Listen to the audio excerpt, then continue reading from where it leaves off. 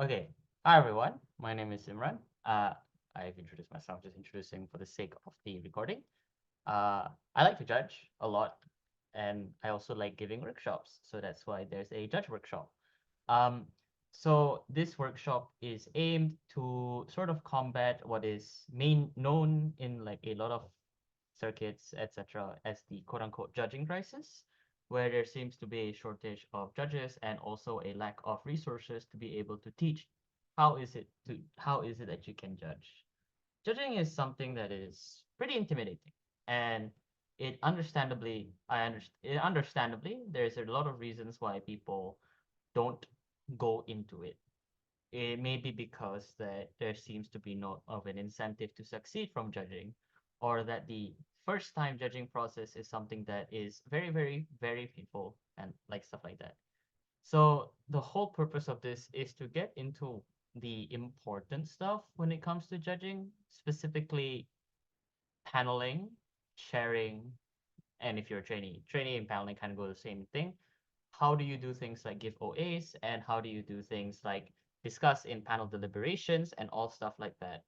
So the workshop is basically a one size this aimed to sort of tackle that specific tackle that specific aspect of what judging is, so that you're able to sort of go into it. Um, as I go through the workshops, I'll try to integrate questions and answer. If you can just message in the Zoom chat if there's anything that you have something in particular that you want to focus on. But in the meantime, hopefully this workshop gets you a good gist of it. So I didn't make slides for this because I suck at making slides. So the way we're going to do this is I'm going to create a Google Docs, and you can just refer to those Google Docs because I think that I present information better in being, you know, in actually making sure that it's like it's easier for me to formulate my thoughts on docs basically. Okay, just give me a moment. I'm going to share the docs, and I'm also going to.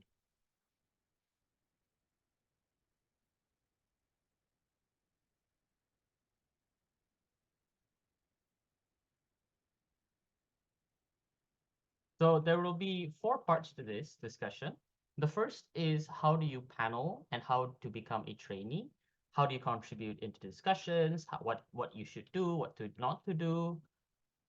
The second is the aspect where you become a trainee, sorry, a chair. So how do you manage the discussion in AP or even BP? And how do you give OAs, the structure of how to give an OA and how to practice OAs. Finally, the third is mostly on other things in terms of scoring judges, how to score. Siya na yung lumaki siya, siya na sa ano, Unfortunately, yung nasa final. Patrice, I think you're unmuted. Sorry. Yeah.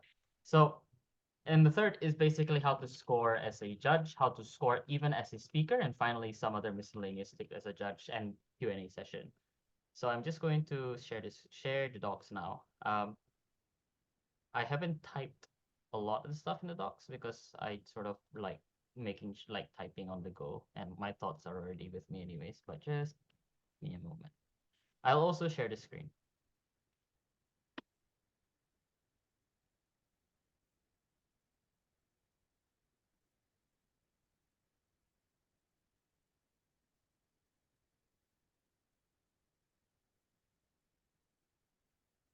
Okay. Okay. Can people see my screen? Hopefully they can. I'm going to hopefully assume you guys can see my screen. I'm not sure if there's a chat that confirms anything. Uh, for the sake of it, I'll just assume that you can. Okay. Let's start with the very, very first part of how it is to become a panel and a trainee.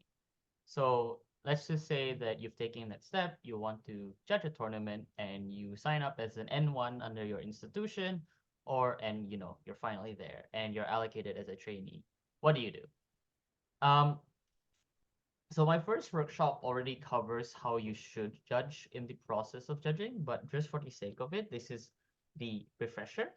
The first thing you want to do when you're already allocated as a panel, as a trainee, no matter what position you're in, on. Let me just mute my stuff because sorry about that. Notifications tend to be.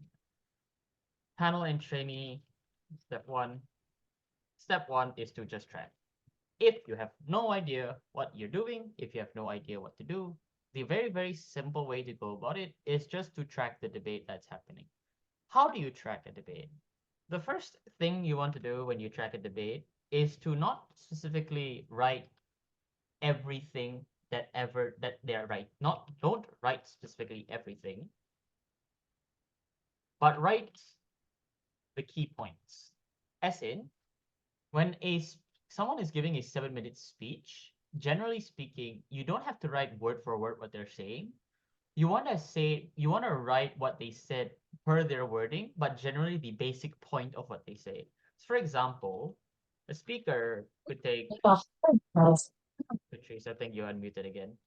A speaker could take like 10, 30 seconds. Hold on, I'll just mute. Okay, leave muted, muted. Yeah. A speaker could take like 30 seconds to explain something.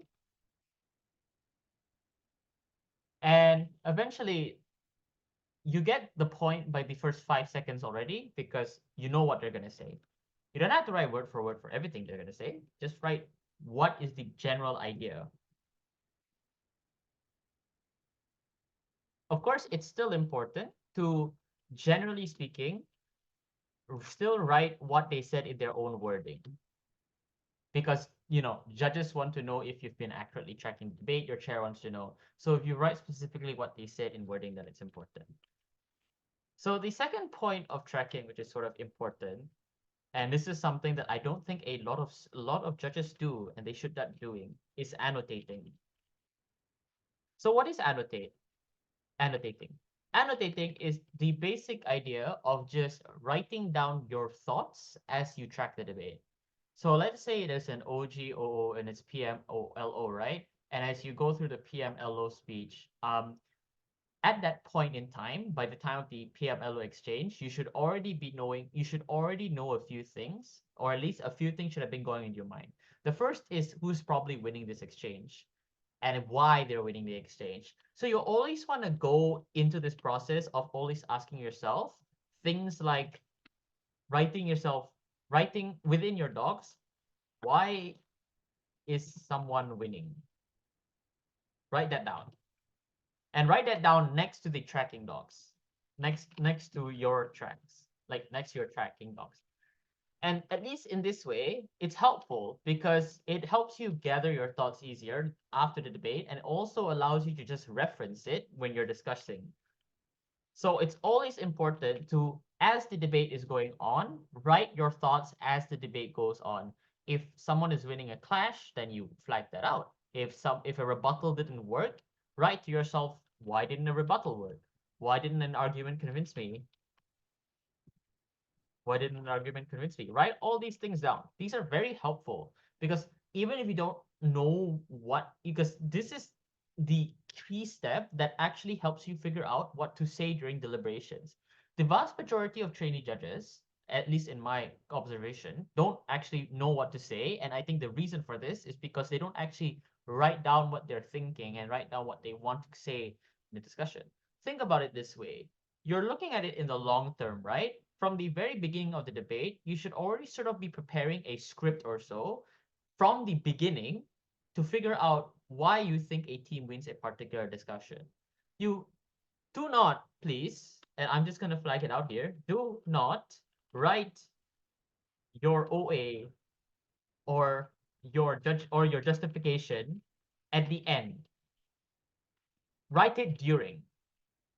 I know it is hard to back and forth your annotations and your tracking to those who have done it before, but work on that skill. And the more you work on that skill, the more you realize that it is easy to think about what you think the debate is going on in your mind, putting that down in your notes, making sure that it's easy to understand while you're tracking the debate. This ensures that at the end of the debate, when you have that 2 minute, 1 minute period to discuss, you're able to gather your thoughts together. Please do not write your OA after, because one, you will delay the room, which is very bad because I have been cap and OC so many times at different tournaments. I noticed that a lot of judges take a long time, and this is why, because they don't have really anything prepared. You should always prepare during. So the whole point of this is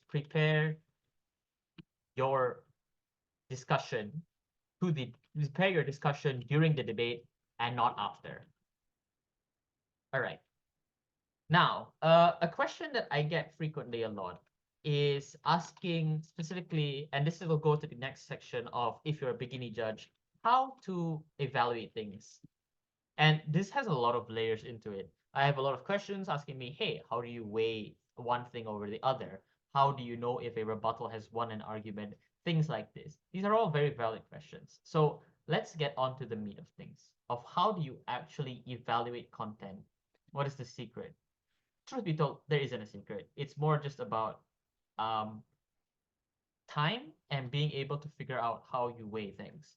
So the first and most best way as a judge, even if you're just starting out, is to always know what the fundamentals are in terms of things like standards, things like metrics, and things like comparatives. So standards are essentially the I don't know what the phrase it's called, but it's basically what measure of evaluation you are using to assess a debate. And there are many different kinds of standards. The most basic standard is simply analytical rigor, which is essentially the extent to how a team or a speaker proves something. So let's say a debater says argument one. They give three reasons. Analytical rigor is a standard that you use to assess whether the specific three reasons here were something that proved the desired conclusion. So did these three reasons prove the desired conclusion of the argument? So this is something that's called middle analysis. And as a judge, you're basically assessing whether or not this argument actually was proven in the context of the debate. And this is, I think, the basic fundamental of every single judge. Three reasons. So you are assessing this. So from the get-go, you always want to ground yourself in the debate by asking yourself, did they prove these three reasons in the debate? And this is something that you can even mention out in the OA, in the discussion, where you can just tell your judge, and you're like, maybe you say, what one of the reasons why I think a team lost was because their argument on this was not sufficiently proven. And you can say on the standard of analytical rigor, their mechanisms were not grounded or were not fulfilled. And of course, this is the next step, right? So after you've done the analytical rigor, you need to explain why was something not analytically rigorous. And this is the tricky step I think a lot of judges, specifically beginner judges, will fall into. Because I think a lot of judges have good intuitions on figuring out what isn't and is true or what is and isn't proven. The issue is formulating into words. So when a judge asks you, but why did you think this argument was not proven? You have to justify that because that is the next step. So how do you assess and how do you explain whether or not something was analytically rigorous, i.e., was it something that was proven in the debate, or yeah? There are a few tips that help with this in terms of being able to verbalize your thoughts in a way that helps. Oh. The first is assessing how realistic the mechanisms are in the real world and whether or not the realism of these mechs, or at least the desired so think about it this way, right? When a team gives reasons for an argument to be true, are those reasons plausible enough to be believed to happen in the real world? Or at least has the team done the necessary characterization or framing to prove that this argument is something that is within the debate, or at least the reasons? So are these layers of analysis or mechanisms or things like that? And the way you check whether something is quote unquote grounded in debate is, has a team characterized, has a team framed? There's a lot of things that teams will do to suggest that, hey, this is something that is a plausible thing because of this characterization or this framing or because of this premise, right? and you want to assess whether or not these are things analytically within the round. There's something that proven. So let's give an example. Let's say a team just gives an argument that says we need to ban smoking because it will hurt people. Um, the first mech they give is basically smoking causes cancer. Um, you probably don't dispute this, Meg. This is probably true. Like that's definitively a good reason why why smoking is harmful. The second reason that they give is probably maybe something along the lines of smoking is bad for you because it causes you to make bad decisions. Now that's probably something that oh that's something not fully convincing, right? Because it's like how would you know if smoking has actually caused the changing decision making of others? So you probably put additional burden on teams to explain why that's the case. Oh, I'm sorry about this. Yeah. So essentially speaking, what you want to do is ground your when a team gives a reason for something to be true, you want to make sure that they actually did the work to ground that reason into realism. And there usually as a judge, it's sort of obvious to differentiate what is a real reason, what's an intuitive reason, and what isn't. Sometimes obvious things are like minorities are harmed, our minorities are disprivileged, or 9/11 was caused by terrorists. A lot of obvious facts, but sometimes there's some things that are not so obvious that demand further explanation. So do the work to distinguish between the two, and you have to justify why the specific reason that wasn't convincing to you wasn't convincing. Vis-a-vis a lot of things, right? So TLDR of everything I've explained is some mix, some layers are intuitive on its own. On its own, you can buy this. Some demand further explanation. You can explain to your judge, or you can justify that whether or not the explanation given for this reason was enough or not enough, and why you didn't buy it or why you didn't buy it vis-a-vis the standard of analytical rigor.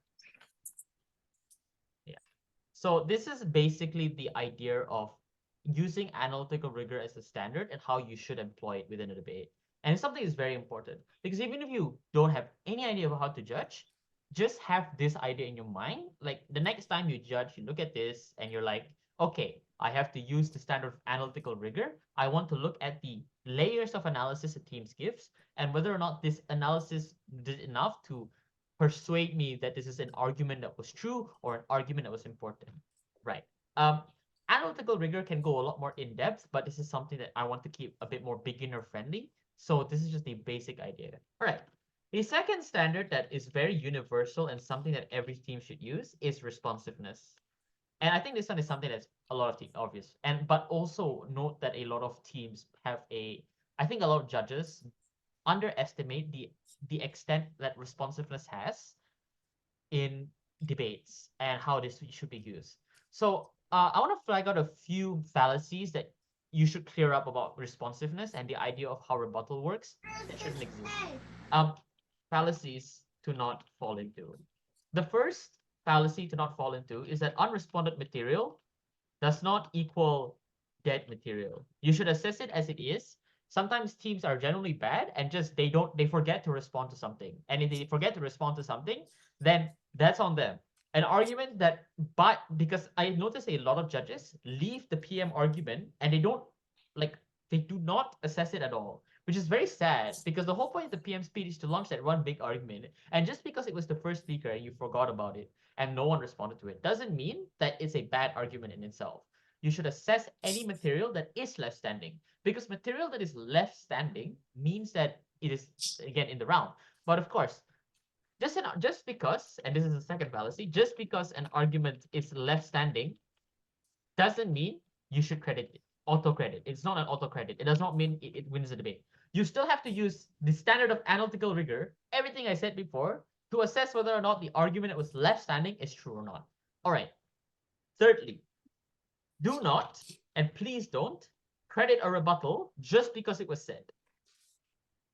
Rebuttals are like arguments. They have to be proven. Do not credit a rebuttal just because it was said by a team. I.e., if I say one-liner rebuttal, that does not fully guarantee I've taken out the full point. Like if you say a one-liner rebuttal to like an argument of why smoking is harmful by saying, oh, but people choose to smoke. Yeah, people choose to smoke, but why does that matter more than the harm it causes? Teams actually have to justify that. So don't credit a rebuttal just because of one liner that you thought was cool. And be aware of tracking whether or not a rebuttal was proven or not. And here's the trick, right? Rebuttals can also be assessed by analytical rigor, which is true because all things in rounds, all things in debates have a burden or a demand to be analyzed for it to be proven true. Rebuttals are claims in of itself that aim to destroy the persuasiveness of another claim, or in simpler terms, you're trying to destroy another argument. But the effort you need to take to destroy another argument means that you have to analyze a rebuttal. So, as a judge, assess whether or not a rebuttal was successful, whether or not it actually took down a point, or whether or not it mitigated it, or it just missed the point as all. Sometimes rebuttals are very, very strong, and you can credit them because it was sufficiently proven. Like maybe a team says 3 responses to this one premise, and those 3 responses were able to convince you enough, or maybe those 3 responses were just mitigation. Um, Whatever it is, it's completely valid, whatever you think, and it's up to you as a judge to justify that. I'm gonna mute the person. Okay, so how do you evaluate whether or not rebuttal was successful? So how do you evaluate rebuttal? The way you want to do this is you always want to look at it in terms of a like think of it as let's say an argument is given. Like they give 3 reasons and this argument is proven. Like they have the impacting and all that. The first thing you want to do when you evaluate rebuttal is think about where what part of the argument it is targeting. And this is something that's very important because rebuttals are very targeted, i.e., they target specific parts of a specific argument. Sometimes a rebuttal could target the underlying premise of the argument or the underlying groundwork that the argument relies on to work. So let's say, for example, I launch an argument that says, let's say a random motion. Uh, let's say, think of, for example, this house would not rebuild in natural disaster prone areas. Let's say OG gives an argument that says we shouldn't build in these areas because they aren't worth it. They aren't worth it.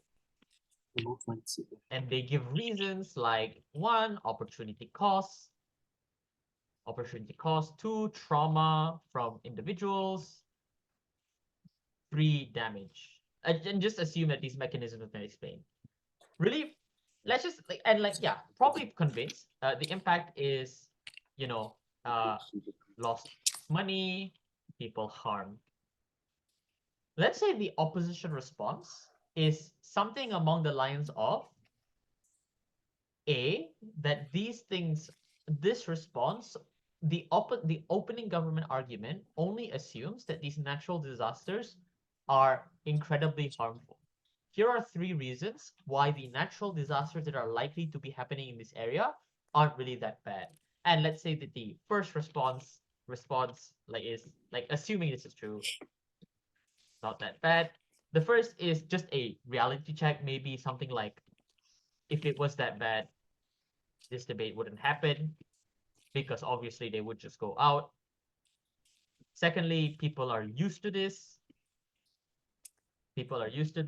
Thirdly, people are used to this. Like this has been going on for years, i.e. places like the Philippines, places like Indonesia, where you generally are used to living in places like this, and the damage that is caused is something that you can recover from, etc. Can recover from this damage. And finally, something along the lines of, the state still has capacity to rebuild. So I'm not going to go into the nitty-gritty of who won this exchange because it's just an example. But my point here is that the point of this rebuttal is that it targeted the main premise of the argument, which was the underlying reason for this argument to be true. And I'll just highlight it and I'll put it in bold. This argument assumes that natural disasters are always bad, and a team is able to respond to this, then you can probably be like, oh my God, that targeted the actual core of the argument. And if the reasons that they give were persuasive enough to you, that means the rebuttal was successful. Sometimes rebuttals are just mitigation. And this is something that a lot of teams will do. They will mitigate the extent of something.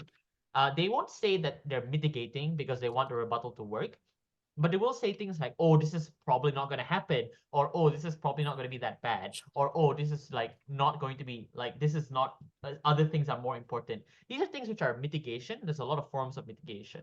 So mitigation is something that's also something you have to assess. Like in responsiveness, when you assess mitigation, you're asking yourself, to what extent was this able to mitigate the proof of this argument, i.e. the conclusion that it said, to make sure that it wasn't true. So it's all about extent, right? To what extent was this response able to take down the conclusion? It doesn't have to be conclusive. It doesn't have to be a complete destruction of the argument, but it could necessarily be something that, yeah. So this is something that as a judge, you should always be aware of: analytical rigor, responsiveness. Finally, and something that's pretty important, especially in very high rooms. So in top rooms where debaters are good and have a very good baseline of proving things, the final thing you want to use is, how did teams justify their metric or their weighing? This is very important because arguments can be proven and they can clash against each other. And as a judge, you're probably there wondering, like, what is more important? That is where weighing comes in. And there's a reason that teams weigh. Teams weigh because they want to tell the judges why you should prioritize something over other. So there's a lot of weighing, like flashy weighing wordings that you hear a lot. Things like vulnerability, things like vulnerability, things like scale, things like magnitude. These very flashy words. These are words that teams use to explain why an argument is more important than the other. So these are like called metrics as well. Why is something more important than the other? And they're basically saying that you should use the metric of vulnerability and assess the fact that if we prove that more vulnerable individuals are harmed, that is why an argument is considered to be more important. Or if the scale of this impact is something that harms a lot of people, then that's something that you should consider. Or the magnitude of harm that is caused by this. Yeah. So this is something that is weighing. Teams will usually say this, but sometimes teams don't say this. So what happens if, let's say, teams have proven their argument and the responses are not enough to destroy that argument, but both of these arguments are convincing? So this is what I like to call the prisoner's dilemma of judging. And this is the most common dilemma of judging. So if there is the prisoner's dilemma, two core arguments equally proven, rebuttals also equal. So when it comes to the prisoner dilemmas of judging, which is something you'll find a lot as in every room possible, the first thing you want to do is assess the weighing that teams give. And this is something I've already explained, whether or not teams were able to explain to you why vulnerability was more important. And note, and something that's very important, teams actually have to justify why they are using a specific metric. So if a team says vulnerability without any further explanation, as a judge, don't just, like, this is the same thing, right? As I explained about rebuttal. Don't fall for a one-line rebuttal just because it was something that sounded nice. Just because someone says vulnerability doesn't mean it is a adequate, accurate metric in the round. They actually have to explain why vulnerability is important. So don't fall into the one-line trap, is what I'm gonna say. Okay, but so we're going back to the prisoner's dilemma. Assess which weighing was used and whether or not teams justified their weighing metric, and whether or not teams justified it. The second thing you want to do is assess other things in the debate that are also probably important to break the deadlock. Things like characterization clashes, framing clashes, maybe potential contradictions. anything that you can use aside from an argument to whether or not to assess whether this argument is true. Clashes. Maybe it's a strategy thing. Maybe there's a shift in stance, or a crucial POI response. If you fall into this awkward crucial dilemma of whether or not you don't know whether an argument is true or not, you want to find other ways, other things aside from assessing the argument itself. So things like POI response and all that. Hold on, I'm just gonna mute the people who are unmuted. Yeah. And yeah, usually at the end of the day, you will find something. But let's say worst case scenario, you don't know who's winning, you don't know what to use. You can always just consider it a wash. And sometimes it's legit. Sometimes it's completely legit. And the way you want to justify things whether or not to be washed is, and the way I do it is, both teams analyze X and Z to a good extent. However, no one tells me why this wins the debate or what is the tipping point towards something.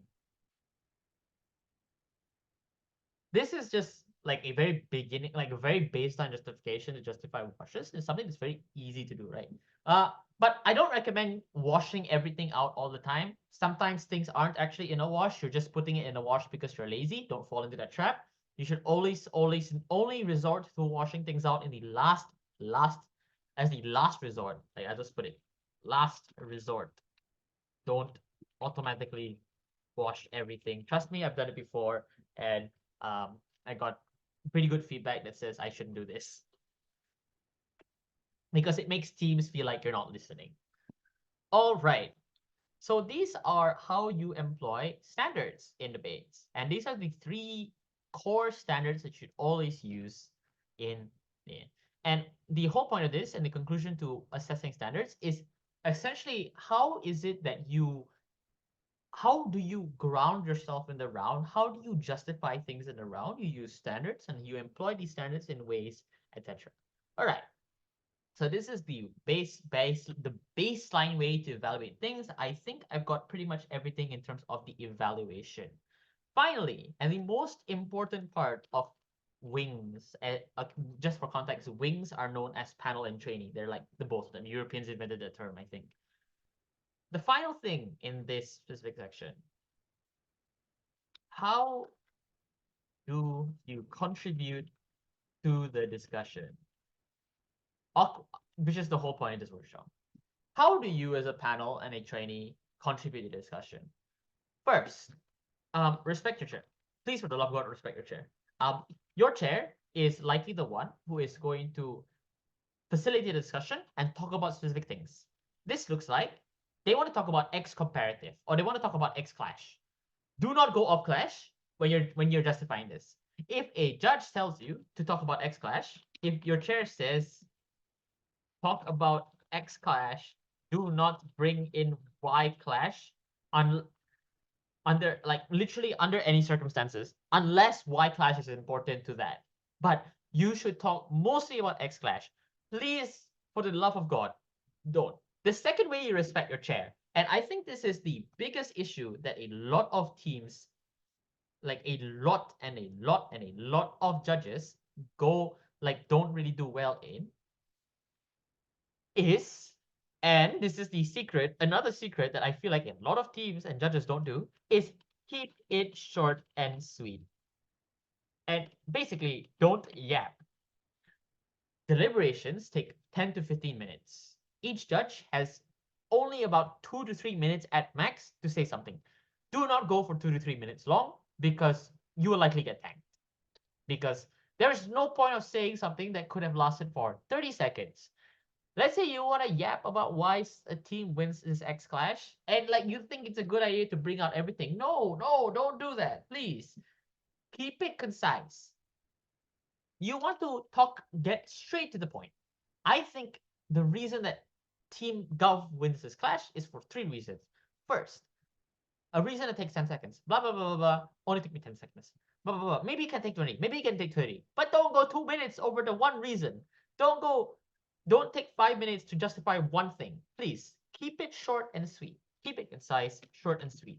Judges want to be able to make sure that everyone chips in the discussion. Because if you take too long, you're not only going to delay deliberations, but you're also going to delay the tournament. You're also not even going to get a high score because yapping for so long doesn't do what?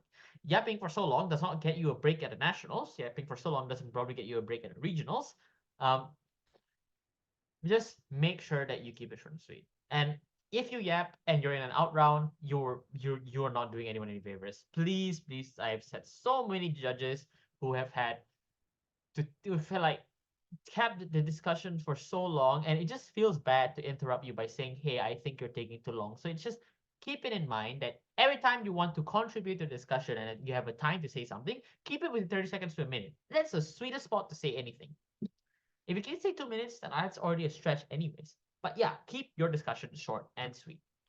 Um, Other ways to respect your chair while also trying, but also making sure you have is and this is something flipping easy without any justification is not a good sign. It's a red flag because the chair will just have the impression that you're just folding without really thinking about it.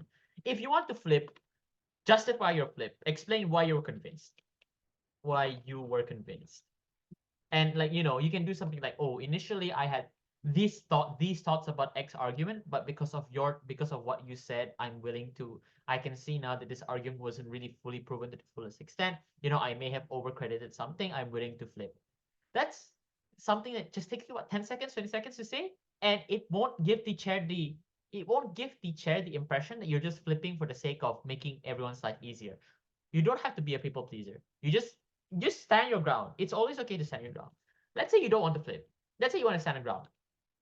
If you want to stand your ground, and you believe in it, first keep it short, but get into the main reason why you don't believe something. Get into the core of why you still aren't willing to be flipped. Because there is a very fine balance you have to take between being stubborn and irritating, but also, and on the other end, some like a judge who is like willing to listen, but also has their host own reservations about something. So like you can say something amongst the lines of, while I understand XYZ, I still believe that this argument is like still winning the debate for Gov because like opposition still hasn't responded to me. And the magic word you want to say is I'm happy to I'm happy to be flipped about this if you resolve the questions I have in my mind. So here's the thing that a lot of judges who are stubborn don't say a lot that helps the discussion. You want to make yourself open to flipping. And the way you do that is just by saying that whilst I am still not convinced of a particular point, I have some questions that if you can resolve would help me get clarity on it better. So ask ask your chair, like tell your chair that you have some questions you want to resolve for you for you to consider flipping. So things like everything I said, right? Like I still have reservations about this, but if you answer these questions for me that I have, I'm happy to flip or I'm happy to consider. These are magic words that just help you a lot in discussion because it shows the chair that you are not being a stubborn you're not being a stubborn jerk who doesn't want to flip for no reason. You are telling the judge that you're open to still being flipped. You just have things that you want to resolve. And often more than not, you do have certain questions about certain justifications that a chair gives to why it's something's not probable, right? Yeah. And when you respond to the chair, again, keep it short, keep it sweet, and like leave these questions. Always leave yourself open to be flipped without actually conceding automatically or without making yourself hard to flip. And at the end, if you split and like if you're still not willing to change, that's okay. Don't feel bad about splitting. You're not a bad judge because you split. Just at the end of the discussion, by the time you realize it's 50 minutes, you can just say, hey, like if the lips have ended, if have reached time, just say, hey, I think I'll split because of XYZ reasons. I understand this argument is in your perspective is true, but I still don't believe it, something like that. They'll understand. And sometimes splits will just happen. Don't feel bad about splitting. It's good to split. In situations where you can stand your ground and justify your call, you're still gonna get a high score anyways. Yeah.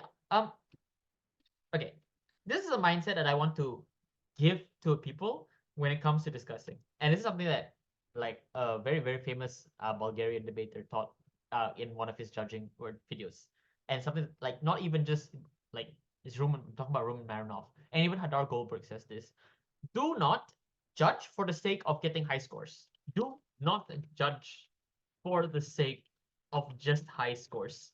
You are breaking the entire principle of what judging is supposed to be, which is supposed to be impartial and objective. If you start licking the boots of debaters in your chairs just to get high scores, you are not a good judge. No, you're not a good judge. You're just a loser. I'll be very honest here. You're just a loser if you judge only for the sake of getting high scores. So don't think about, oh, what's the magic formula to say the right thing at the right time. Sometimes just be a judge. That's what you should do. You should be a judge. Of course, everything I say here still stands. Yeah, you can stand your ground, you can flip, you can justify where you're flipping, you can keep it short and sweet. These are tips that will help you get to score. But these aren't tips for the sake of getting high scores per se, but it's just to be able to easily communicate your judging. Your mindset should still be, I want to judge this debate in the most objective way possible. It should not be, I want to judge this debate because I want to get high scores. Nevertheless, it's still good to aim for judge awards. It's still good to do that. But that should not be the main priority of why you judge in the first place. Your main priority to be a judge shouldn't just be, I want to be OBJ in every single competition I do. Your main priority as a judge is, how can I get better as a judge? How can I justify my call better? And eventually you will get those OBJs eventually if you work hard enough. So yeah, please don't break your judging principles just because you want high scores. Please don't break your judging principles for the sake of high scores. Of course, it's good to work. It is always good to work for judge awards, and you should, but this is never the main mindset you take. Right. Um, Other things that I should add on in how to contribute to discussion, aside from the fundamentals I've given here, the first and more, I think one important miscellaneous tip I should add here, aside from timing, etc., is that it is also good to assert yourself. And but there's a time and place to assert yourself. You should only assert yourself when you feel like your chair is not being that efficient. Because sometimes there are situations in which you are a bit more of an experienced panelist and you get a first time chair and they have no idea what to do. In that case, help out your chair. Help out your chair. So say things like, I think we should discuss this because we're taking too much time on X. What do you think? Or I'm sorry to interrupt, but I feel like we should start like going into this discussion instead of this discussion. I think we're not going to resolve this in time. Don't be rude, please, to first time chairs. They're trying as well. And at that point you were probably first time chairing is probably difficult. So yeah, don't be rude. And I think this is a very, very common theme that you'll hear. Don't be rude as a judge, and you will succeed in a lot of cases. But also have that fine balance where you can still be assertive and but don't assert complete dominance. You just want to say, hey, we should do this. Very, very helpful. All right. Other things in contribution. Let me just look at questions. Okay, so I've assessed how do you things at deadlock. What does the yeah. Right. Okay. So hold on. Let's get on to let's have a bit of a short break / Q&A session, where you can ask me questions into this. And while I wait to you to ask me questions, I'm going to go look at the Q&A and talk about what is relevant to this specific section, which is paneling and training. Okay. So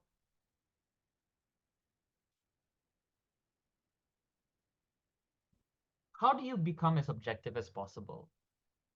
Standards, actually. Because yeah, sometimes you don't want to. It's very hard to assess whether or not you are playing God when you go into a debate, and how do you weigh?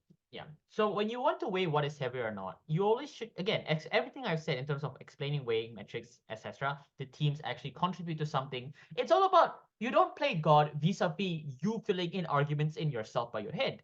You are saying, okay, this argument could probably be filled by XYZ. Did the team fill this XYZ burden to win the round? And yeah, I'll just add one more thing here. Burdens. Yeah, I forgot to add this. Burdens. Every argument has a specific burden that needs to be proven for it to fly. Did a team fulfill their burden? Or even better, did a team fulfill the burden of the motion? It's all about asking yourself, what are the burdens that teams take in the round and whether or not teams fill this? Should have mentioned this a bit before, but this is something that's very important weighing.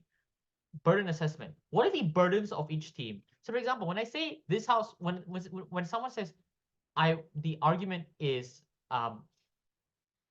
all right, the argument is, oh, I want to ban smoking because it's harmful. The burden of that argument is to prove why smoking does cause harm.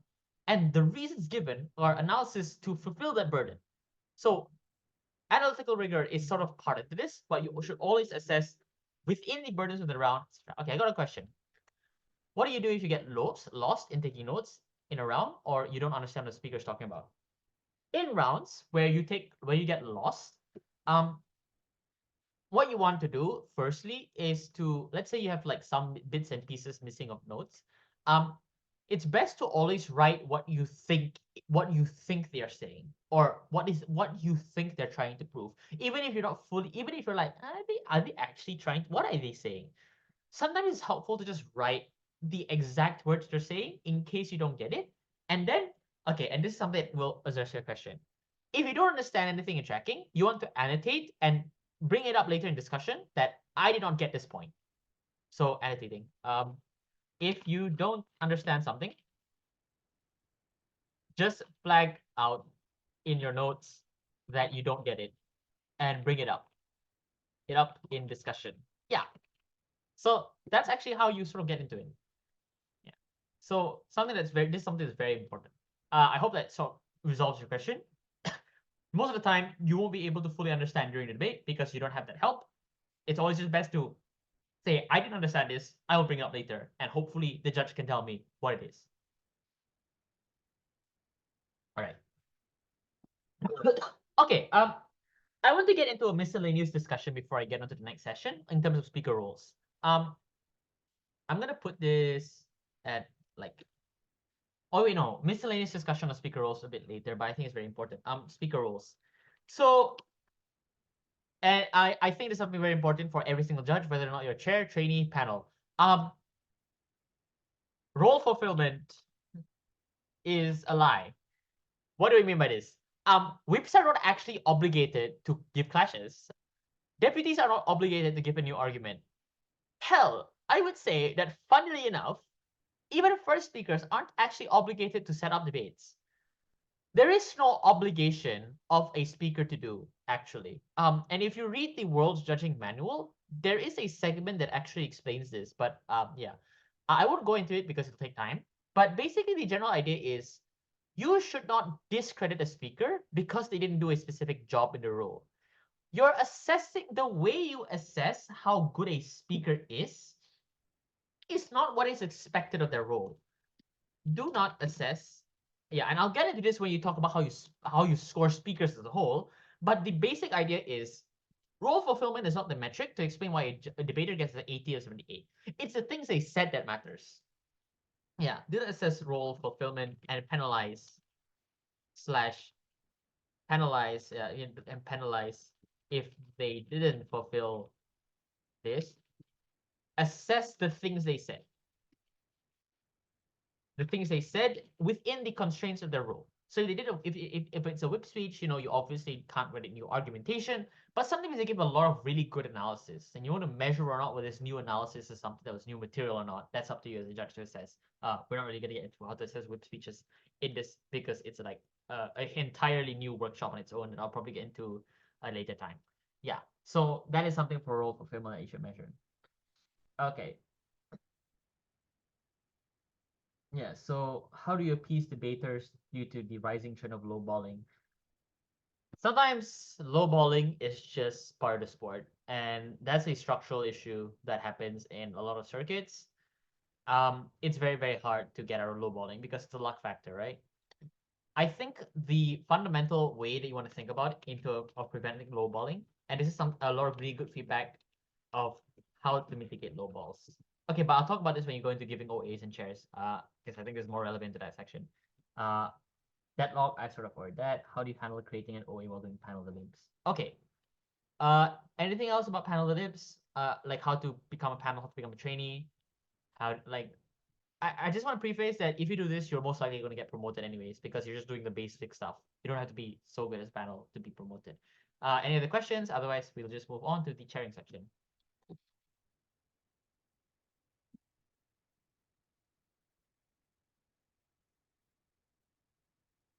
How to give info AA. And I'll put how to not get lowballed. All right. Let's get on to the second most other important section of this workshop, which is how to chair. This is aimed for people who, it's actually aimed for anyone who's chairing. Maybe you've chaired more than 50 rounds already in your experience at it. Maybe you're just starting out to chair, like you're in the credential, or maybe you just, maybe one round, maybe one tournament, there's a judge crisis, there's like not enough judges, and suddenly you're just an N1 who's jumped to chairs. As someone who is the edge core of tournaments like Debatable Open and like all that. I'm actually used to allocating that.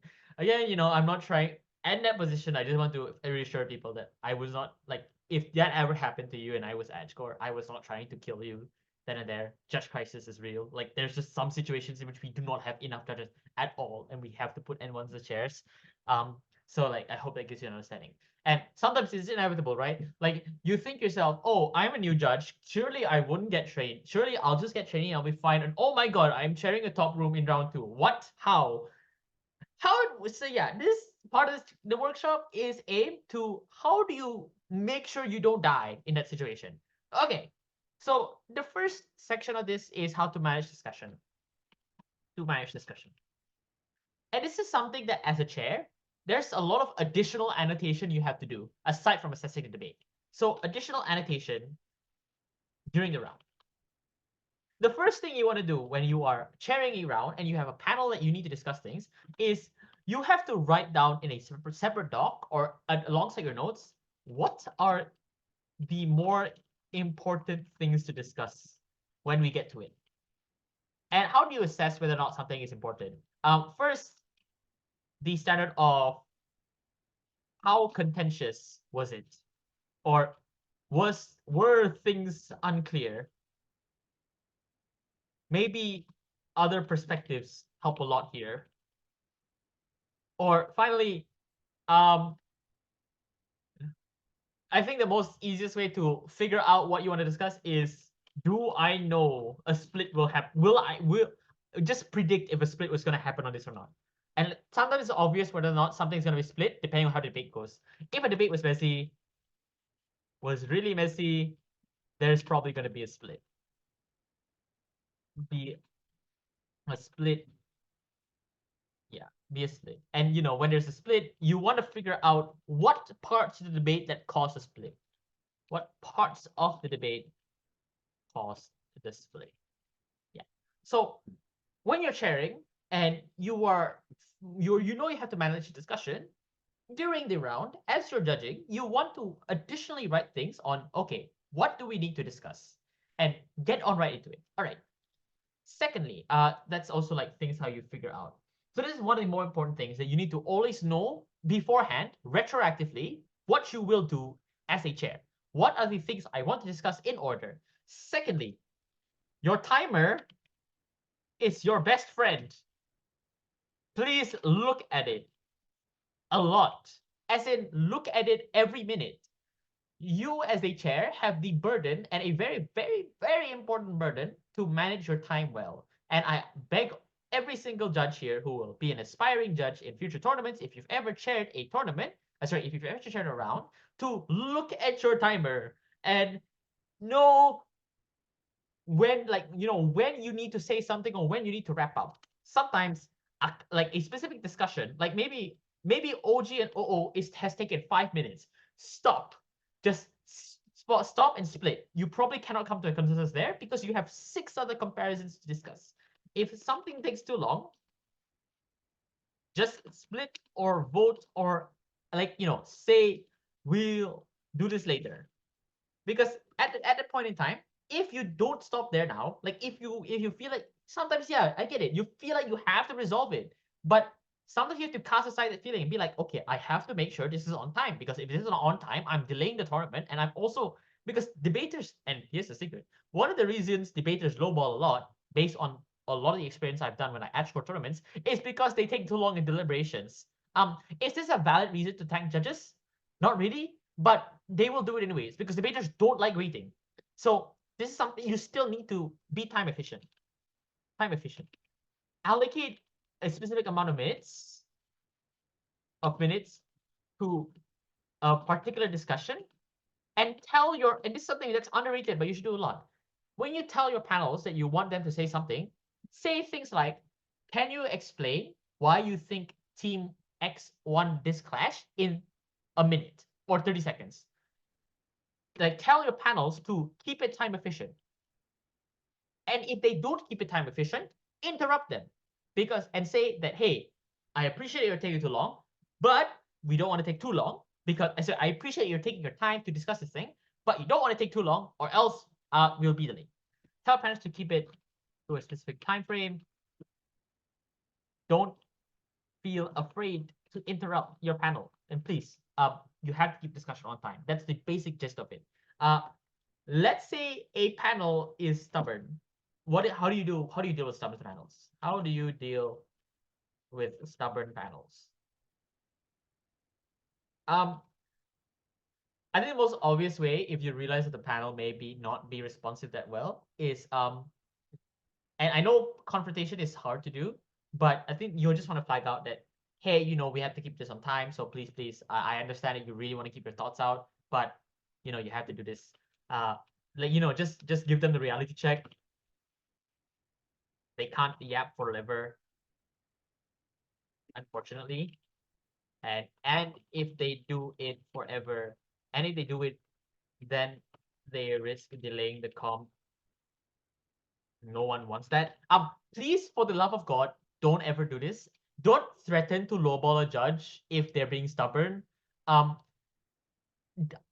I'm happy that I have never seen a situation of this happening before, but I just want to preface this. Do not threaten to thank a judge because they're doing badly. That's like asshole of you. Like, I'm sorry, pardon my French. That's really bad. Like, you should not threaten a judge because they're like, even if they're bad. Like, even if they're really, really bad, do not threaten the judge to sort thank them. Just say, hey, yeah. And in this situation where they don't really do anything, you want to make sure that they don't have an opportunity to say much. So as a chair, you have the power to decide who gets to talk and who doesn't. And obviously, you want to always follow the principle of everyone has equal time to discuss. Sometimes this rule can be skewed in the case where panels are stubborn. I also want to make sure to preface this that I'll just put it. Note that trainees need to be scored too. And this is an instance where you have a trainee. Need to be scored. Please let them talk. Enough said. Let your trainees talk. Do not, just because they are not having voting position doesn't mean that. I've seen a lot of cases where trainees complain that they didn't get a position to talk because their chairs were like, oh, you don't have scoring, so you don't matter. Like, do not tell the trainee that they don't matter. It feels bad because like they didn't choose to be trainee, obviously, but they want to make sure that they can contribute to discussion. They want to make sure that they get scored fairly. So let your trainees talk. Please let your trainees talk. And there's a bias that we give to trainees, say like, oh my god, they're trainees, so I'm gonna give them a score below 5. No, please don't do that as well. Don't be biased to lowball trainees just because they're trainees, because it's so unfair for the trainees, right? Like, they're first time judges. Even if, like, I know there are cases where some trainees do generally get maybe scores of 3 to 5 because they're not that experienced. Yeah, score fairly, but don't always fall into the bias that every single trainee that you hear is always going to be bad, because no, that's not the case. But yeah, at the same time, still score fairly, please. Yeah. So yeah, so this is the things of how to manage discussion. Anything else on how to manage discussion? Because the next part of the sharing part is how to give an OA. This is the most meaty part and the most important part is in terms of sharing discussion. I'll give a minute in terms of assessing how you manage panels.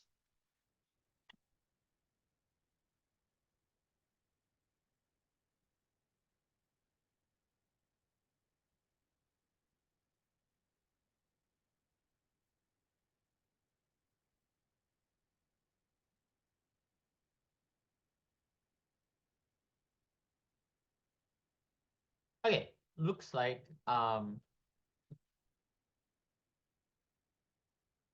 there isn't looks like there isn't any questions on panel deliberation.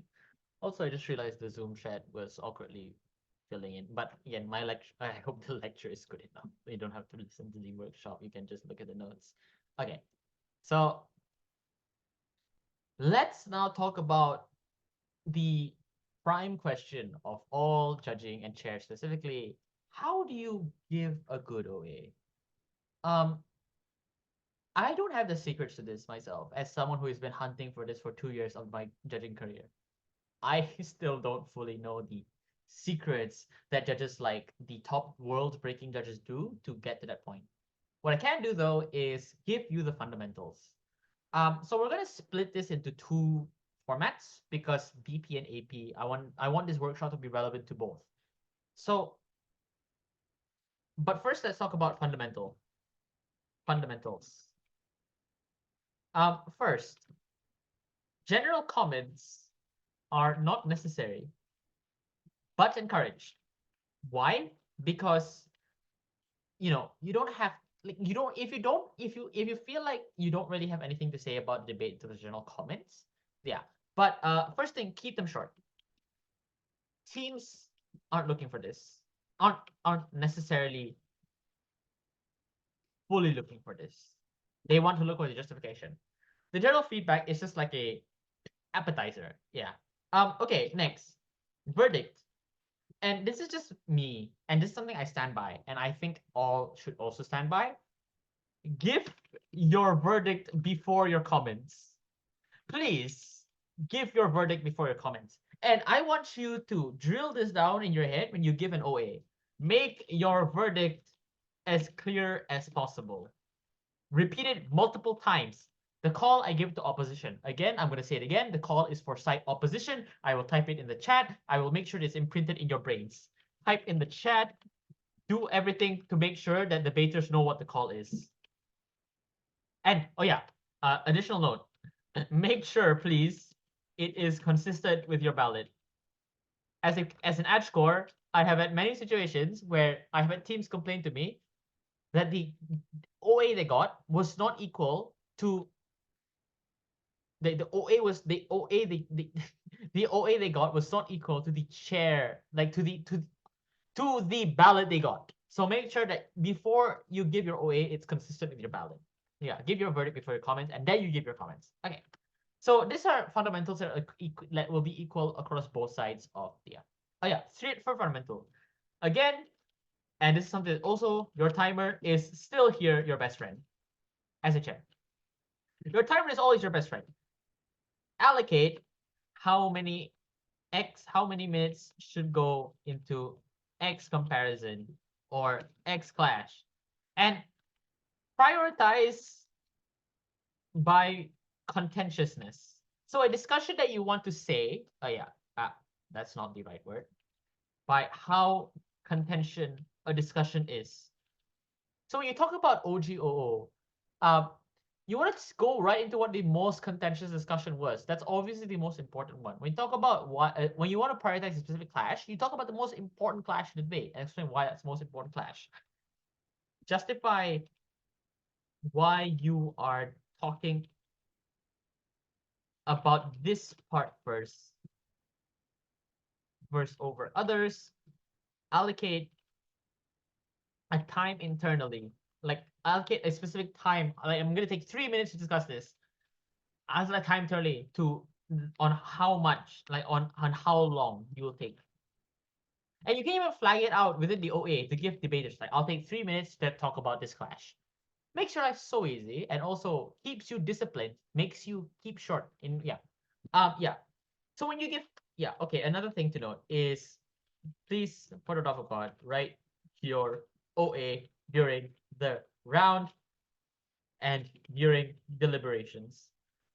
So I got a question here that asks, how do you write an OA while managing panel discussion? Tricky, but simple. First, the base of what you want to say in your OA should already have been existing during while the round is happening. So the baseline of what your OA is should already be there during the round and after the debate ends. So this should always exist. Secondly, write down everything that goes on in your panel discussion and integrate it within your OA. Like panel said, when a panelist is saying something about X clash, it's always good to integrate that in your OA, into your OA. Like saying something like, so one of our panelists had this to contribute. How, like, you want to say it. What what did we think of it? How did we resolve it? Like things like this, right?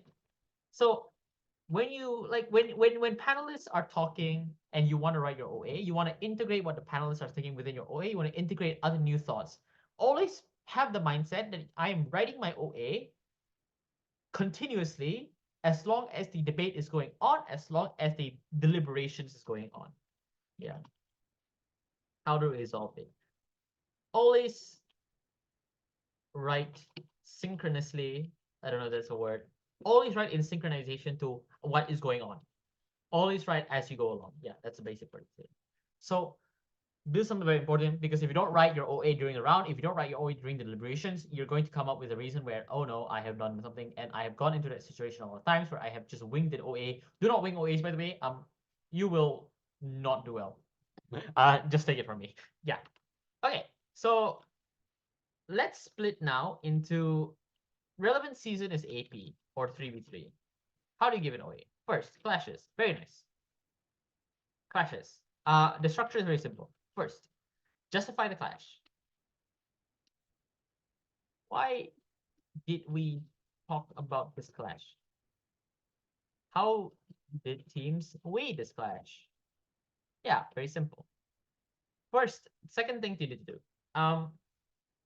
Brief summary, and I'll keep it here. Brief summary of the exchange in this clash. Let's say things like Gov has 3 main arguments. Op has 1 argument in this clash. Here is the main rebut. Here were the main rebuttals and the defenses and the defense to these arguments. The summary should never take more than a minute. Do not summarize for 3 minutes. Please do not too long. Okay, and there are a lot of ways to do the segmentation of how you're weighing things. The way I always do it is like, all right, this is what happened in the debate. So the way I'm going to justify and weigh out this clash is firstly assessing each argument and whether or not it was beaten. So you can go argument by argument or rebuttal by rebuttal. And it's something that a lot of top judges do actually. Like I know a lot of top judges whose OA structure is like the old Gov gives 3 arguments. Here are 3 responses. The first response is this. How did I evaluate this response? The second response is this. You can go argument by argument, rebuttal by rebuttal. And yeah, between the lines, it's always important to comment observations. Things as a judge you realize. So things like X framing was done well. I don't think op deals with this even though they respond. Or this argument assumes X characterization, which I don't think was proven. was proven that well for XYZ reasons.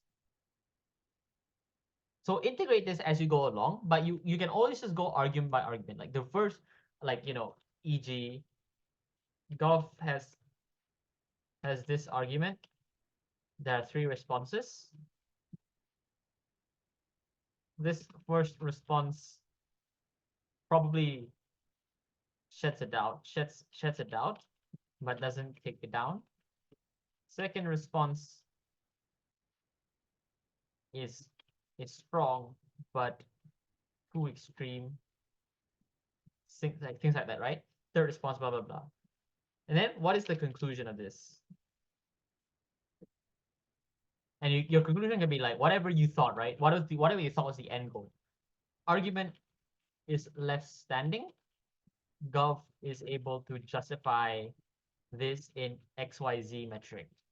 Yeah, so this is like sort of the basic. Okay, just want to preface this. The structure I'm giving right now it's not the best structure per se, and it also shouldn't really be the only structure you use. This is a recommended structure I would suggest. You can go through other judging workshops and probably give you even better structures because I'm not the best judge in the world, etc. Yeah, it's always good to give. Yeah, so this is the basic structure, right? You can go argument by argument, rebuttal by rebuttal, or you can ask yourself questions to resolve the clash. You can see things like the first question I'm going to ask to resolve this clash was whether or not there was a tipping point in terms of the harm that was given. Things like this, very very simple questions. Or you can just go do the argument by argument, rebuttal by rebuttal. I would like to note that this basic thing also applies. This also applies. This can also apply in BP justification as well. It's just that the format, because it's 6 comparisons, is shorter. It's just that it's shorter. But in AP, because you're going clash by clash, it's a lot easier to talk about clashes because that's the main thing. In BP, it becomes a bit of a different dynamic because they have a lot more things to talk about. Yeah. So this is the way that I word out clashes. And another thing that you have to do is weigh between clashes. Why was one clash more important than the other? And then finally, the final evaluation is always important. What was the core reason? Summarize that core reason. Like what was the tipping point? What was the measure of evaluation? What metric did I ultimately fall into and believe the most? Things like this question that acts as the final resolving thing to a clash. Yeah. So that is broadly the basis to how you do clashes. BP, in BP, it's a bit different. In BP, it's harder to do clashes because when you do clashes, you take a bit too long. In BP, what you want to do is moreover think about things more in terms of broad contributions during a comparison. So contributions and clashes are sort of similar, but contributions are more of like, here's the broad argument they give to convince me of this motion, or here's the broad rebuttal, or here's the broad framing. So argumentation, framing, characterization, rebuttal, weighing. Contributions are just the meat of what teams say. And you are basically comparing two contributions to each other when you do team comparisons. So OG versus O. So OG gives this particular substantive contribution. They say argue XYZ. O is this. I'm now measuring these two together, and I'm doing it in like 2 minutes. And I think the very simple way is OG is this contribution, O is this contribution. 3 reasons why I believe OG over OO. Keep it simple. Keep it simple and short because you have five other team comparisons to make. So things like Three reasons why I think OG has won. Three reasons why OG wins this. And sometimes simple is good because it's BP. And BP is this format where the debate itself can get convoluted and very, very bad. And as a judge, your measure of skill isn't necessarily talking about literally everything that went on because good teams will talk about a lot of things, but just being able to summarize things into a way that makes sense, but also still talks about the crux of the debate. Yeah. And the crux still has to be based on the core important interactions in the round, i.e., things like why did an argument stand? Why was a rebuttal convincing? Why was this framing important? So many questions that you can ask depending on the context around that gives you a basic idea of why OG is one of O. It's basically similar to the principle of how you assess clashes, but it's a lot more toned down and condensed because the format of VP demands that you, yeah. Of course, this doesn't mean that you should sacrifice quality for simplicity. And I'll just keep it here. Uh, do not sacrifice quality for simplicity. It's a mixture of both. It's a mix of conciseness, but also good justification. Yeah. BP, I would just like to preface this that what I'm going to say will not make you automatically good at BP because BP is a harder format, much more structurally harder. This takes time to get good at BP. This is just a broad skeleton of what mindset you should take when you go into this. So that's I hope that sort of helps. Um, Again, as I will say again and time again, time is your best friend, and this is probably the most important recurring thing I'll say. Your timer is your best friend. Your timer is your best friend. Allocate specific minutes to a specific discussion. Yeah. Okay.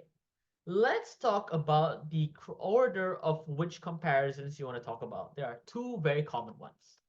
Well, I'll put here order of comparisons. Um, I am biased towards chronological order. Chronological order. So that is OGOO. You then wait. You bring CG in, weigh against opening. Then CO, weigh against closing. Then weigh against opening. This is the basic format. When you do the CG weigh against opening, you can do CG OG or CG OO first. Doesn't really matter, depending on.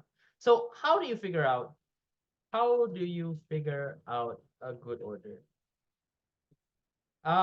Depends on how contentious. Again, so sometimes CG is very obviously derivative, but poses a challenge more to OO. You just compare OG-CG first and just say they're derivative. Nothing else to say. Moving on. Here's the real meat, which is a short cross. Yeah. Prioritize getting the easy discussion out of the way first.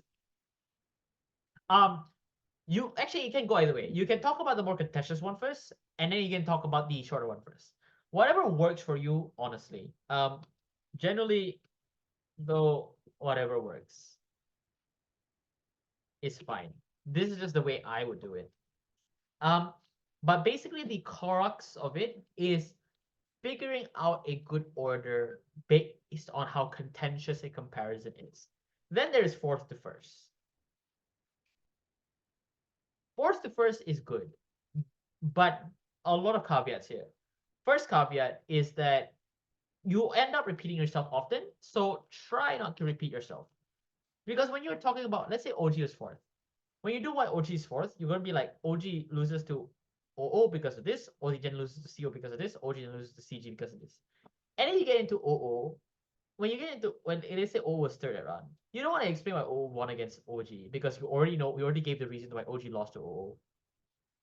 Probably more important to talk about why OO lost to CO and CG. Then let's say CO was second. You don't have to explain why CO was winning against OG. You don't have to explain why CO was second against OG and OO because they already know.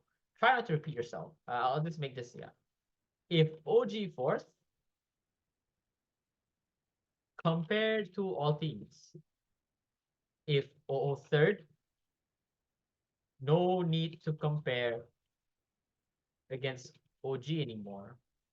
Just, yeah, so let's say, for example, CG, CO, OO, OG, compared to all teams.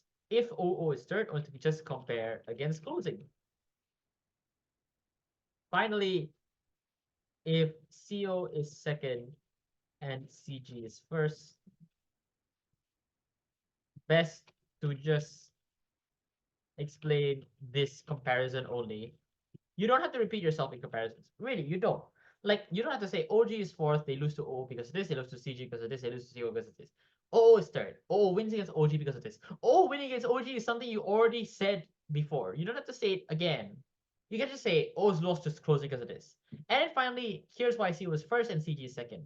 Because you don't have to compare CO against opening because you already did. You also don't have to compare CG against opening because you already did. Yeah. Do not repeat comparisons, please. Aside from that, this way is pretty much clear, but flag out the positions in both of these. Yeah, flag out the position of ranking, i.e., why did a team get first, fourth, or why did they lose to X team? Things like this, very important. Yeah, these are the meat of this. All right.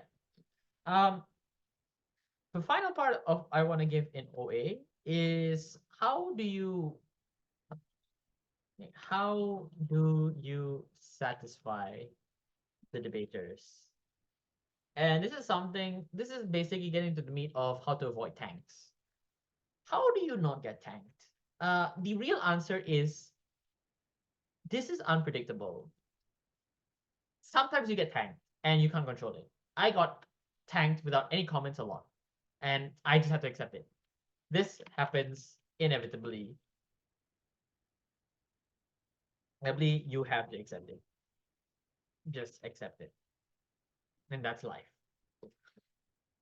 But how do you mitigate it?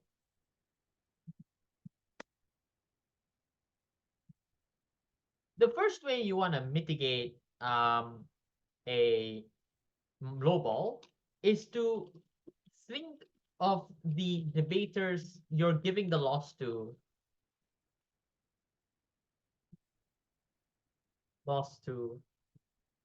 as a stubborn child. And obviously don't actually see them as a stubborn child. It's like when you're giving the OA, you want to think of the mindset that the team you're giving the loss to, they're going to be salty. They're going to listen to you.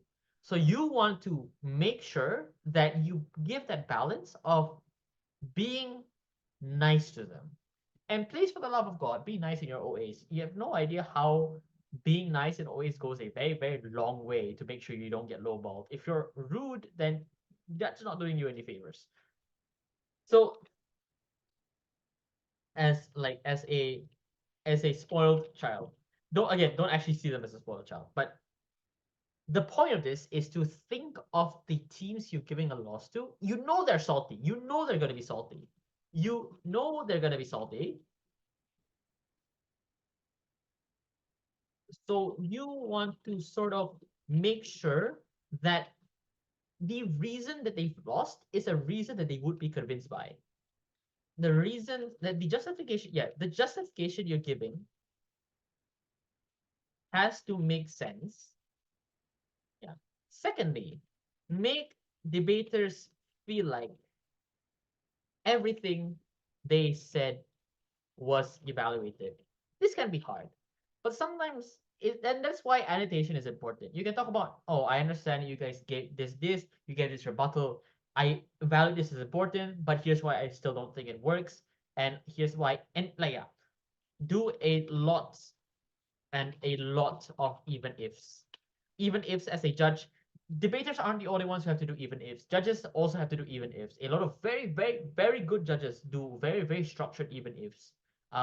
Case study, if you've ever heard an OA from James Cachola, I have, and it was very, very full of even ifs. Do a crap ton of even ifs. It does a lot for you. And if because it makes the debaters who feel like their content needs to be evaluated in the most best case scenario possible feel like, oh, I understand why we lost, even if this content was credited the most. Yeah, make debaters feel heard. And finally, be kind. I think be kind. This is the most important step. Be kind, be nice, and give feedback. Explain why this wasn't enough in the nicest way possible without, again, sacrificing your judging principle, without sacrificing your judging principles. Because judging has never been about how to give the highest score, it's always been about how you become the best judge. Again, I wish I could give secrets the best way to mitigate low balls, but sometimes certain debaters will be in the heat of the moment, they'll be emotional, and they will be like, I'm gonna thank you regardless of what you said. That's fine. You have to accept it. And yeah, I'll put a mindset thing here. Mindset. Yeah. So you just have to accept it here. This is very important. But there are measures in which you can evaluate them, in which you can mitigate it. Be nice. Think of your debater as like someone who, you can reason with, you can convince. Make sure that you sound reasonable. You sound like you really, really tried your best to evaluate everything they could, but unfortunately, they were forced. Such is life. All right. I think that should be much all in terms of the OA section. Um, okay. How do I deliver formats? So AP do clashes, BP do team by team, weight comparisons, etc. How do you get higher scores as a judge? Honestly, first is to be more clearer. Yeah, so how I think this is the most important step. How do you improve? One, look at other OAs from top judges, and there are a lot on YouTube. Lots on YouTube. Listen to your chairs. If you're a panel, listen to your chairs, track their OAs. And most importantly, get feedback from debaters. I always try to ask feedback from your debaters after you give an OA. Like I'll always ask feedback, even if it's a novice team. I'll ask, hey, did you have anything that you want to complain about my OA? You can be honest with me. Get feedback from your debaters in peace, in DMs, unless you're minors, and please don't do that. If they're minors, don't DM them. Just don't. But if they're not, and it's a varsity tournament, and you can legally message the debaters that you judge. Ask them, how can I improve my OA, or what did you think? Did I miss anything? I'd say that the way I've improved as a judge in the rate I've gotten is just asking for feedback from your debaters. I want this to be a normalized culture where judges ask feedback from their debaters because you are not above them, they are not above you. You should always be helping each other.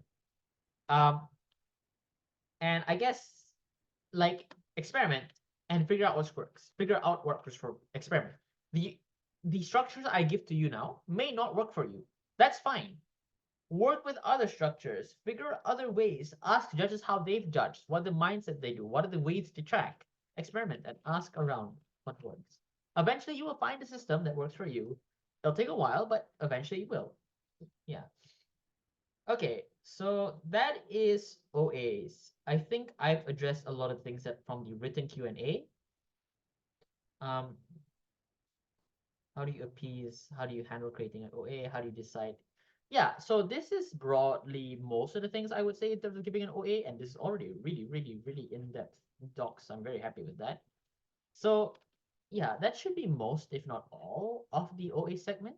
And the final thing I want to say and give in terms of the section is scoring, which will take short, but I think is also important. Before we get into this, any questions on how to score? Sorry, how to give OA?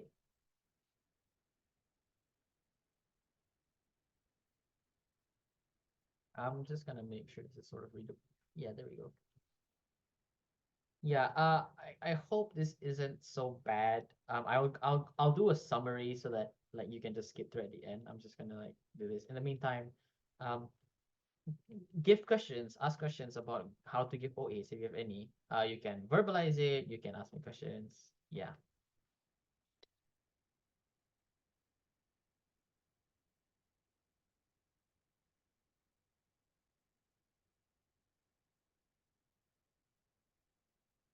Okay, I'm going to assume that there are no questions on how to score. All right, on how to give aways. How do you score? One, go to the briefings of every tournament you go to and look at the scale they give. Very simple. Just this is the easiest way to score, guys. Like it's not even a secret. It's the most obvious thing. Refer to the scale. Don't vibe score. Don't vibe score. I think everyone knows this. But if you want to know how to score better, you just look at the score. You refer to the score. Okay, obvious one out of the way. How do you actually score? Because a lot of debaters, a lot of judges will ask me, how do you know whether a speech is a 75? How do you know whether a speech is a 76? How do you know whether a speech was a 90? Things like this. I get that it's very, very hard. So here is what I do actually. And this is the way I've grounded my standard. But I want to flag out something that's very, very important here. My standard, or the standard of a top of WDC, is not the most correct. Certain ways of scoring are encouraged, but not absolute truths. So as much as I hate to say it, sometimes when I get a 73 and I feel like I didn't give a 73, I can't really fight against that because the standard that the judge used, even though it is skewed in a way that's probably not the most accurate way of using the scale, is still an attempt to use the scale. Because the real way about it, the real answer to this, in like the most like the other answer to this scoring thing is just that it's very subjective. Like it is very, very subjective. Obviously, there are ways to call out anomalies, and there are obvious anomalies. But the scoring range is subjective, and the best way you can think about how to pursue the subjective way of scoring is to root yourself in like like just and which I'll go into is to root yourself in how others like in how got top to score. But I just want to flag out that it may not be the fullest absolute truth. Like a judge, maybe a very, very respected judge you like and like give scores. You can follow their scoring and you think it's good as well. Sometimes it really just everyone has different standards, and that's okay. Yeah, everyone has different standards. Anomalies really only come when you see someone with like 10-point difference between speakers and teams and scores in the and then there's scores in the 81 to 83 range if you're talking about AP, or 71 and below in AP, and vice versa in BP. BP is like if you have 50s in BP or 90s in 90s in BP, or 90s and 50s in BP. These are obviously things that did not use the scale correctly. Okay, so how do you actually use a scale? So this is what I do. I go to UADC 2023 or 2022. 2023 works. I'm gonna go to UADC 2023. Let's say you're scoring AP. I go to UADC 2023. Okay, this is not UADC 2033. Hold on. I'm gonna go to the global big spreadsheet. Oh yeah. Bit of tangent. I'm not sure if you've seen this, but this is a very, very cool sheet that gives every single tournament, every single tournament listed here. One of these tournaments is called. One of these tournaments is a very cool tournament. It's called Humor IV. It's a very cool tournament. You should go to it because I'm managing the tournament. Okay. Shameless presentation aside, how do you do this? I go to UADC 2023. This will make sense. This will make sense. Where is UADC 2023? I do not know where UADC. Okay, I'll just find it. I don't know where UADC 2023 is. It's not here. My God. Okay. The point I'm trying to make here, while I sort of go into this slight tangent, is that the best way to look at scores and accurately predict whether those scores are actually legit is actually to just look at the top debater score. So let's say I go to the OBS of UADC, which was not loading, but I think it was one of the Ateneo speakers. And you listen to their speeches. Yeah. So Miko got an 81 average. If anyone from like if anyone from like these risks is seeing this and like they see that I've been like, uh, just I hope what I'm doing is not wrong. I don't think it's wrong. It's just I'm trying to. So okay. I'm sorry. That's your video game. So I just go to UDC, Deliberating finals, and I hear Miko Vituk's speech here, and I hear everyone else's speeches here. My point here is that, and you can go take this a step further, and like you can look at the round of the grand finals, and you can look at the ballots, because the ballots will have all the speaks, and you can look at what the average here is. They're all 81s. They're all 81s. All of them are average 81s, 82s, 83, 83s up here. So what is the whole point of this tab stalking? The whole point of this tab stalking is to know that the top speeches are given. You listen to these speeches and you're like, this is an 81 speech. This is an 82 speech. Listen to the top speeches and realize and figure out that the top major speakers are in this range. And you want to assess that the quality of the speech is what determines it in 82. And from there, you can sort of figure out how to backtrack. So if you know that the speaker is this remarkable, that's in the 82 to 81 range, then you can figure out how to backtrack. What is average, what is not average. This system is not perfect. It is not. My system is not the way you should score. It is just the way I do score. But I ground myself in what I hear from others. But the reality of this is that there's a way you score speeches should not be on vibes. You should assess based on the score that is given. Like you should always read the rubric. Always read the rubric they give. But first of all, if you really am anxious about what standard you should use, then you look at what debaters do to give top scoring scores, and then you go backtrack from there. I would say that the third piece of advice and everything I did in terms of tab stalking is not the most recommended one. It's just a suggestion. You should not use this as a last resort unless you really don't want to score and you just like don't want to use your own way of scoring for some whatever reason. Yeah. How do you score this? Okay. So how do you score this?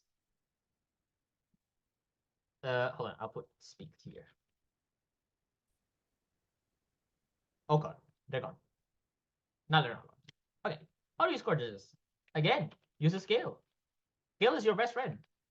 Use the scale. The scale is your best friend, will always be your best friend, and it will be your best friend for the rest of your life. Please use a scale.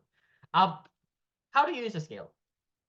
So I think the way you should use a scale in terms of assessing judges and how to score other judges is based on, if it's a panel, first, the quality of the discussion is obvious, but how do you assess the quality of discussion? Did they contribute lots of important things? Did they answer the key questions to resolve comparisons in the round? And I think the best part, and it's almost important, were they efficient? Time efficient and discussion efficient wise. Really good judges are very efficient. Like that's what makes them good judges. I think secondly, aside from quality discussion, if you're assessing panelists, is assess whether how redundant were the things they said, or like let's say if they split, for example, was it justified? Was it reasonable? And finally, I think it's also important to evaluate judges based on their mannerisms. Sometimes they suck too much. Sometimes they suck too little. Sometimes they're not as confident and they may not let a lot. That's also important. Don't be extreme. That's unfair. If you will be extreme, if you want to get extreme, and this is something that I'm going to go on a mini rant here. I know a lot of teams who will give ones and not put any comments, and they'll put like one comment and they'll just do nothing. That is not how you justify. If you want to get extreme with your score, please leave a very, very long comment that isn't salty. It is productive. Like, give a score that is like within the range of that is like a whole paragraph that explains why you generally think a judge gets this score. Do not give a one-liner. Bad. Skill issue. Cope. No. Don't, for God's sakes, don't type cope in the feedback section. I don't know why I said that. But point is, don't make your feedback sound salty and don't make it short. If you're gonna type out and if you're gonna lowball and highball a judge, you want to justify it. Justify everything. Justify why you think they were not that well. Why do you think they justified the score? Please don't be extreme, please. But also, yeah, this also goes into the high hands. If a judge gets a 10, why did they get a 10? Yeah. Because if you think about it, right? If you give a novice chair a 10 because you feel bad, or maybe you do think they're good, and they get into a room with a top room, and then they get absolutely obliterated there, um, that sucks for them. That feels very bad.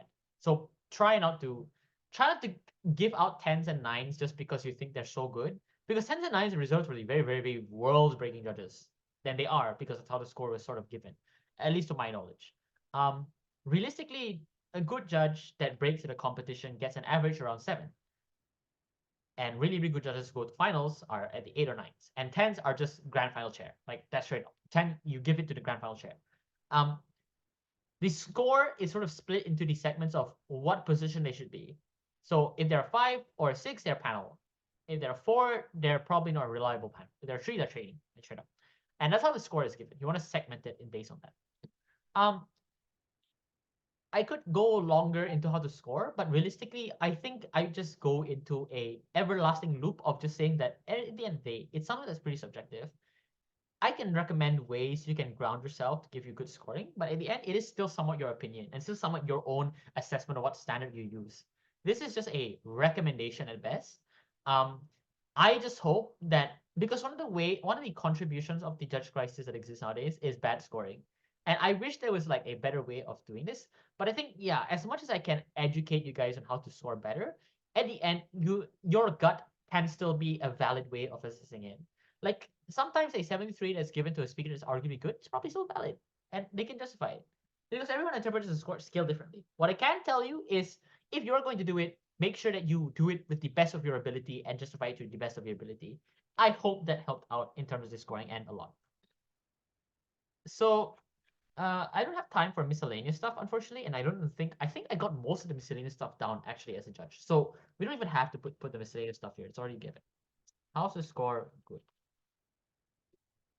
or at least um not badly. That wraps up the workshop and perfectly on time because it is 9:55. We will take 5 minutes and I will leave the floor for questions and you can ask questions. Otherwise, if you don't have questions, um, you can leave the workshop. In the meantime, I'm just going to stop the recording.